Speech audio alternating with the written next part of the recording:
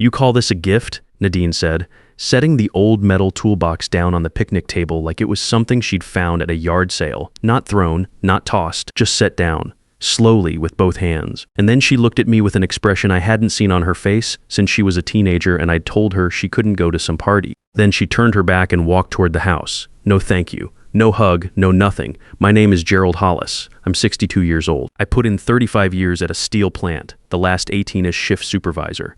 I raised Nadine alone after her mother passed when Nadine was 11. I built most of this house myself on weekends over the course of about 6 years, and standing in my own backyard on Labor Day, in front of every person I'd called a friend for the past 30 years, I realized something had gone badly wrong. What Nadine didn't know, and what her husband Dwight Pruitt didn't know either, was that inside that old toolbox was the key to a $180,000 house I had bought in her name, and that Dwight had already put his plan on tape without knowing it.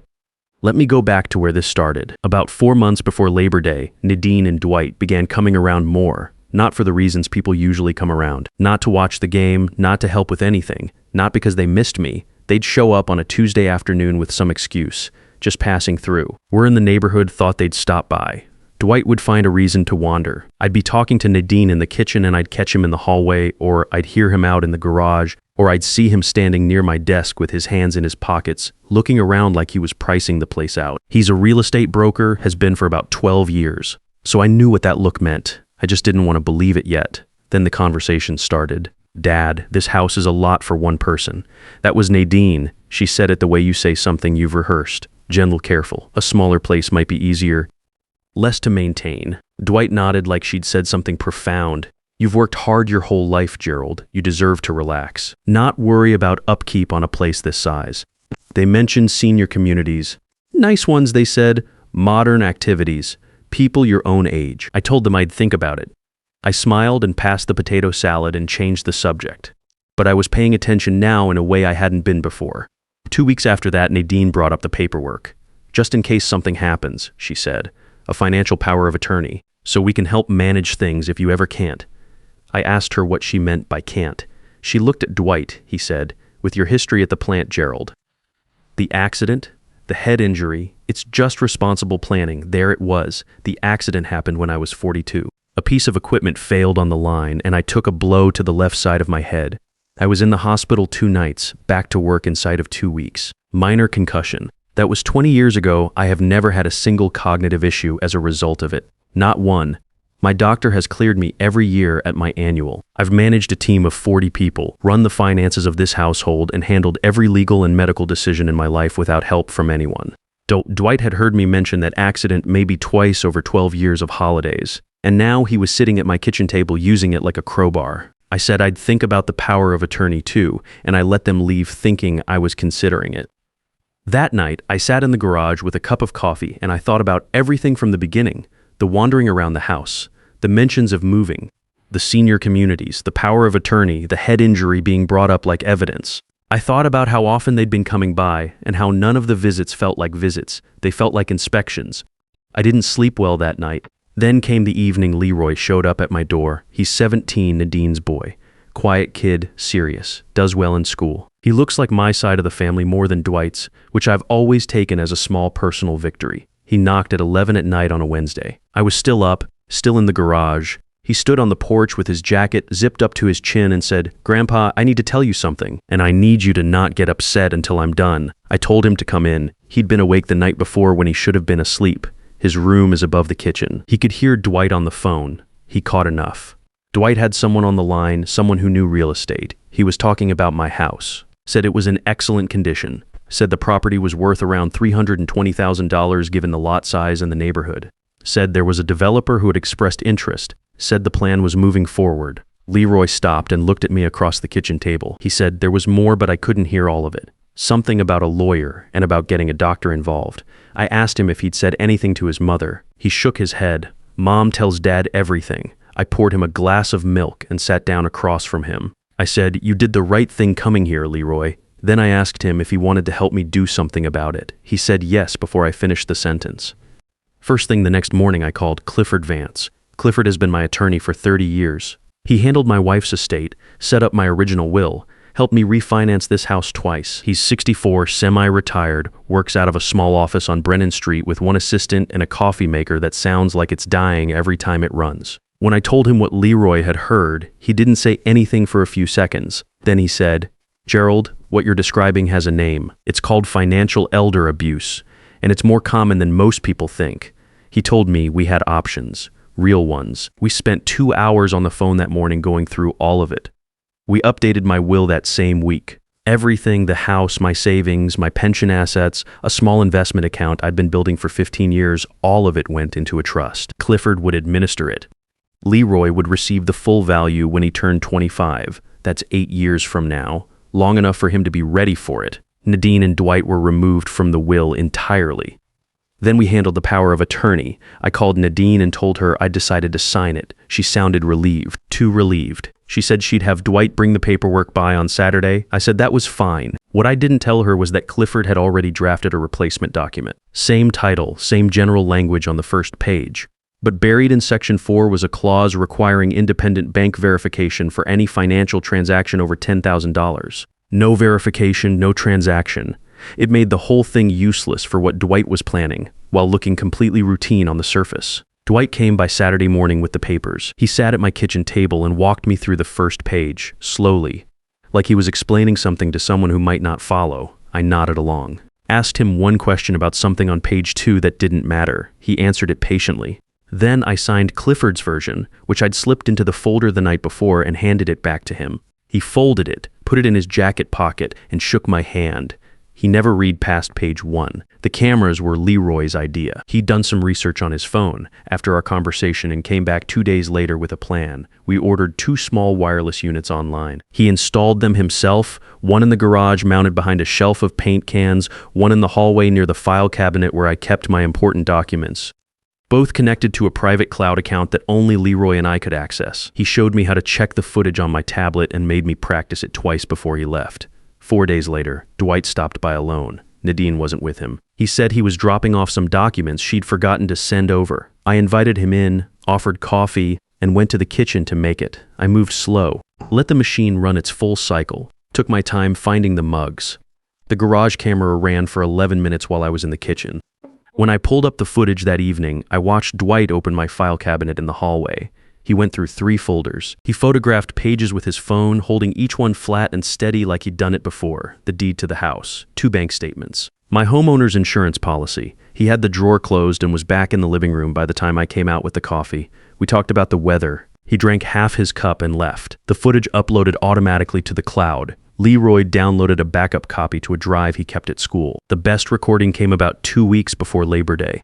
I asked Dwight to come over and help me move a workbench in the garage. He showed up in good spirits. I had a cooler with 2 beers, and I played my part. A little slower than usual. Repeated myself once about where I'd put a particular wrench. Asked him the same question about the property tax rate in our county twice in one conversation, about 20 minutes apart. He answered both times without blinking. People like Dwight get comfortable when they think they're the sharpest person in the room. I've seen that type my whole career. They stop being careful. After we moved the bench, I leaned against it and asked him, casual as I could manage, what he thought my place was going for these days. Just curious. Seen some signs in the neighborhood. He told me $320,000 was the number he gave. Said there was strong developer interest in this part of town. Said a contact of his had walked the property recently and confirmed the number. Said the lot alone was worth holding on to. I said, that's something. Asked if he thought I should look into it. He said maybe. Said it was worth thinking about, especially given everything. I nodded and handed him the second beer. The recorder in my shirt pocket had been running for 49 minutes. While all of this was happening, I was also doing something else. Something I'd started planning before any of Dwight's scheme had come to light, back when I still thought Nadine was just caught up in her husband's way of thinking and might find her way back. For a few years, I'd been setting money aside. Not a lot each month, but steady. The goal was always the same. Give Nadine something real when she turned 40. Not jewelry, not a trip. Something that would last. I'd talked to Patrice Monroe at my bank, the branch manager who'd known my account for over a decade. She helped me look at what was available. We found a place about 20 minutes from here. Small house, 2 bedrooms, good bones, quiet street, recently updated kitchen and bath, $180,000. I paid cash. The deed went into Nadine's name the same week. I put the key inside an old metal toolbox. The kind I'd carried to job sites for most of my working life. Scratched up, dented on one corner, smelled like machine oil and sawdust. I folded a piece of paper and set it under the key. I wrote on it in my own handwriting, "This house is yours. I love you, Dad." By the time Labor Day came around, that box carried a different weight than it did the day I packed it. But I didn't change my mind about giving it to her. That part, the house, the key, the note, that was never about Dwight. That was between me and my daughter. Whatever she'd allowed to happen, I wasn't going to punish her by taking back something I'd already decided was hers. What happened next, though, that was on her. I'd been planning the Labor Day cookout for about 3 weeks. I called people myself, one by one. Old guys from the plant, neighbors I'd known for years, my sisters Beverly and Arlene, Wanda Briggs from next door, Leroy's 2 closest friends, a few of Nadine's cousins on her mother's side who I still kept in touch with. About 25 people total. I told everyone it was a late summer cookout, nothing fancy, just food and good company. Clifford said he'd be there. He showed up early, helped me move a folding table to the side yard, and then took a spot near the fence with a glass of iced tea and stayed quiet for most of the afternoon. He had a folder in the bag he'd brought. We didn't discuss it in front of anyone. Dwight arrived like he was hosting the thing. That was his way at gatherings. He'd shake every hand, remember every name, say something to make each person feel like they were the one he'd been hoping to see. He had a gift for it. I'll give him that. He moved through my backyard greeting my friends and my family like he'd built the place himself. Nadine was quieter than usual. She stayed near the food table, talked to Beverly for a while, checked her phone a few times. I watched her the way you watch weather when you think it might turn. Leroy stayed close to me most of the afternoon. He didn't say much. He'd help carry things, refill the cooler, flip something on the grill when I asked, but I could tell he was watching his father the same way I was. When the food was done and people were settled, I brought the toolbox out from the garage and set it on the picnic table. I didn't make a big announcement. I just told Nadine I had something for her, said it had been a while coming. She looked at the box the way you look at something you don't recognize. She touched the latch, opened it, and looked inside. The key was sitting on a folded shop rag I'd put in the bottom. The note was tucked underneath. She picked up the key, read the note, set it back down. Then she closed the lid. She didn't ask what the key opened. She didn't look at me. She looked at Dwight. And Dwight, who had been standing about 6 feet away watching the whole thing, stepped forward. He said loud enough for the people nearest to us to hear, "Gerald, a transaction like this needs to be reviewed. You really shouldn't be making real estate decisions without talking to us first. Given your history, we have to make sure everything is above board." Given your history, again, in my own backyard, in front of men I'd worked next to through 3 recessions and a plant shutdown and a flood that took out half the lower floor in 2009. The yard got quiet the way yards do when something happens that nobody expected. I looked at Dwight for a moment. He held my gaze. He thought he had the room. He thought what he'd just said sounded like concern, like responsible family looking out for an aging father-in-law who maybe wasn't thinking straight. He'd said it smoothly enough that a stranger might have believed it, but these weren't strangers. These were people who had known me for decades, and every one of them had just watched a man question my mental capacity in front of a toolbox I hadn't even explained yet. I reached into my jacket pocket and took out my phone. I opened the audio file from the garage session 2 weeks prior. I set the phone flat on the picnic table and pressed play. Dwight's voice came through the speaker clearly, the $320,000 figure, the developer contact, the description of the property, the phrase, "plan is moving forward." All of it in his own voice, at his own pace, with no pressure from anyone. Nobody moved. I let it run for about 90 seconds, then stopped it. Dwight had gone the color of old concrete. His mouth was open slightly. He looked at the phone on the table like it was something that had appeared there by itself. I picked the phone up and put it back in my pocket. Then I said, "You want to talk about what's legal? Let's talk." Clifford stepped away from the fence. He walked over to the table and set his folder down next to the toolbox. He didn't say anything right away. He just opened the folder so the top documents were visible. The trust paperwork, the updated will, the deed to the house in Nadine's name with the date and the notary stamp. One of the guys from the plant, a man named Virgil who'd worked under me for 11 years, looked at the documents and then looked at Dwight and said, "What exactly were you planning to do with this man's property?" Dwight started to answer. He said the recording was out of context, that he'd been discussing a different property entirely, a client listing, not my house. He said it with the kind of confidence that might have worked in a different room with different people. Virgil looked at him for a second and then looked away. That was the end of Dwight's credibility in my backyard. Nadine hadn't moved from where she was standing. She was looking at the folder on the table, then at the toolbox, then at me. Her face had gone through about 4 different expressions in the past 2 minutes and had landed somewhere that I didn't have a name for. Not guilt exactly, not anger. Something more like a person realizing they'd been standing in the wrong place for a long time without knowing it. Beverly put her hand on my arm and said quietly, "Gerald, are you all right?" I told her I was fine. I was. That was the honest answer. Standing there in the middle of all of it, with the recording played and the papers on the table and 25 people watching, I felt steadier than I had in months. I called Clifford from my back porch while people were still in the yard. I didn't go inside. I didn't lower my voice. I told him to execute the trust documents as written. I told him Nadine and Dwight Pruitt were out of the will effective that day and that I wanted the changes filed first thing Tuesday morning. Nadine was standing about 12 feet away. She heard every word. When I hung up, she walked toward me. She wasn't crying yet, but she was close. She said I was being unfair. Said she hadn't understood how far Dwight had taken things. Said she thought they were just trying to help me plan ahead. I listened. I let her finish. Then I told her the house was still hers. The $180,000 property in her name. The deed in Clifford's folder. That wasn't changing. I'd bought it for her and it was hers to keep. That decision had nothing to do with Dwight and I wasn't going to unwind it. But everything else, my house, my savings, the trust, all of it was going to Leroy when he was ready for it. That wasn't a threat. That wasn't punishment. That was just the decision I'd already made with a clear head and a good attorney, and nobody was going to tell a judge otherwise. Dwight left without finishing his food. He didn't say goodbye to anyone. I watched him walk through the side gate, and that was the last time he set foot on my property. The guests started filtering out over the next hour. Most of them stopped to shake my hand or say something on their way. Virgil from the plant clapped me on the shoulder and didn't say a word, which was exactly right. Beverly hugged me and told me she was proud of me. Wanda from next door said she'd figured something was off with Dwight the first time she met him about 9 years ago, and that she wished she'd said something sooner. Leroy helped me clean up after everyone left. We took down the folding tables, bagged the trash, brought the cooler back into the garage. We didn't talk much.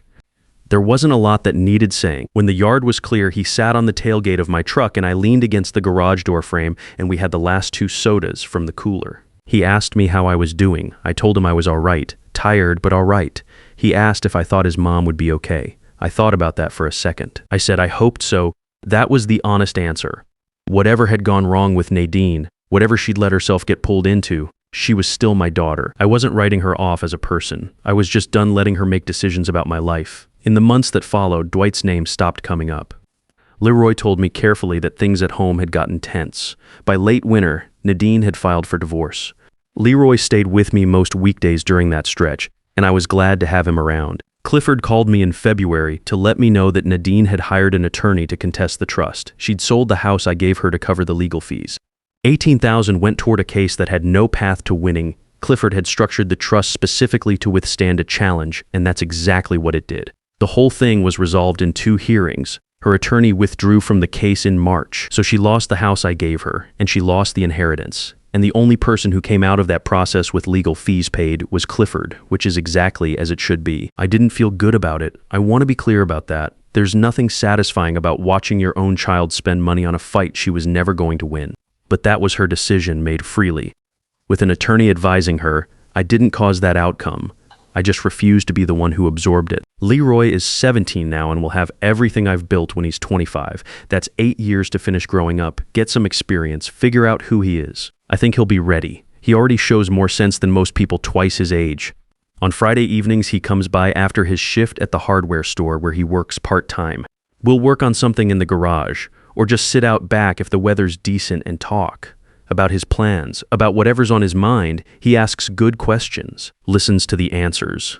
That's what I wanted, if I'm being honest. Not a victory over anyone. Just my house, my tools, my garage, and someone around who actually gives a damn. If you're watching this and something in it sounds familiar, I want to say something directly to you. If someone in your family has started asking questions that feel more like inventory than concern, pay attention. If the words power of attorney come up before you've asked for help, pay attention. If someone who wants access to your finances also happens to mention a health issue you had years ago, pay attention. You built what you built. You worked for it, protected it, maintained it. Nobody gets to take that because they think you've slowed down. Get your documents in order. Find an attorney you trust. Talk to someone outside the situation before you sign anything. And if you've got a grandson or a granddaughter who shows up at your door at 11 at night because they thought you should know the truth, listen to them. Take care of them. They're the ones worth leaving something to. Don't swing until you're ready, and when you swing, don't miss.